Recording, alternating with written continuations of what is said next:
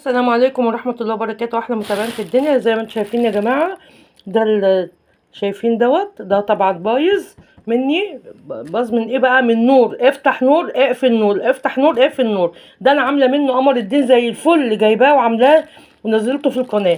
ودي كمان بطيخه اهي، شايفين شكلها. قلت اسقعها، ويا ريتني ما سقعتها، سقعتها ما لحقتهاش. اللي لحقته بقى هنا شايفين بردك اهو، داخل فيه العفن بردك نفس الطريقه، من افتح واقفل في النور. حسبنا الله ونعم الوكيل. هتروحوا من ربنا فين يا اللي بتبوظوا لنا اكلنا يعني؟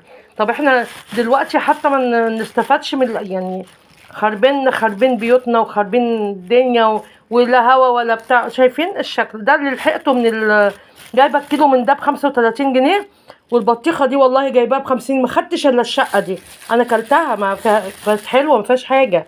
كلت الشقه دي، شايفين كلتها كويس الحمد لله. وبس يومين افتح النور واقفل النور ساعتين ساعتين ساعتين لغايه اما خلص بالشكل ده. اه البطيخه. وادي كمان المشمش.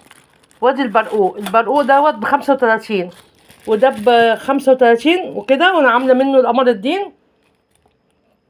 والبطيخه حسبي الله ونعم الوكيل. طبعا احنا ما عندناش فراخ عشان ناكلها ديت، طبعا ما ينفعش يتاكل، هيترمي. يلا حسبنا الله ونعم الوكيل، حسبنا الله ونعم الوكيل في اللي بيقطع النور، حسبنا الله ونعم الوكيل فيكم.